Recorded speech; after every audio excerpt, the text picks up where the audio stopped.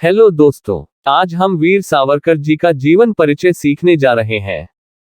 चलिए शुरू करते हैं। विनायक दामोदर सावरकर, जिन्हें वीर सावरकर के नाम से जाना जाता है, एक भारतीय स्वतंत्रता सेनानी, राष्ट्रवादी और समाज सुधारक थे। उनका जन्म 28 मई 1883 को नासिक, महाराष्ट्र, भारत के पास एक छोटे से शहर भागूर में हुआ था। उनका परिवार एक हिंदू ब्राह्मण परिवार था और उनके पिता संस्कृत के विद्वान थे। सावरकर ने अपनी प्रारंभिक शिक्षा भागूर में प्राप्त की और फिर आगे की पढ़ाई के लिए पुणे चले गए।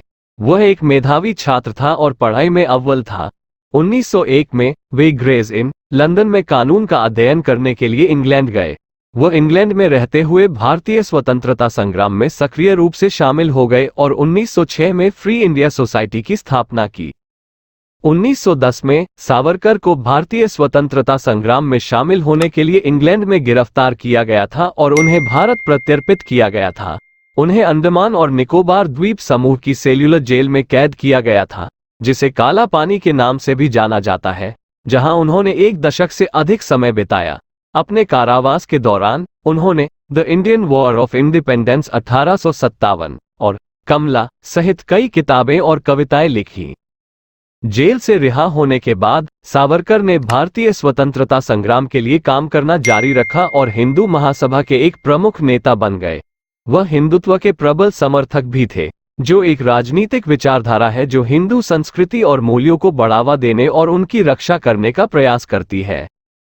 सावरकर एक विपुल लेखक थे और उन्होंने राजनीति, इतिहास और दर्शन सहित विभिन्न विषयों पर कई पुस्तकें लिखी।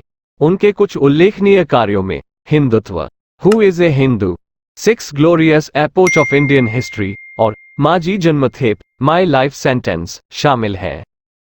सावरकर का निधन 26 फरवरी 1966 को मुंबई, भारत में हुआ था। उन्हें एक बहादुर और देशभक्त स्वतंत्रता सेनानी के रूप में याद किया जाता है, जिन्होंने अपना जीवन भारतीय स्वतंत्रता के लिए समर्पित कर दिया। उनकी विरासत आज भी भारत में लाखों लोगों को प्रेरित करती है, खासकर वे जो हिंदुत्व की विचारधारा में विश्वास करते हैं। उन्हें अपने राजनीतिक विचारों और कार्यों के कारण भारतीय इतिहास में सबसे विवादास्पद शख्सियतों में से एक माना जाता है।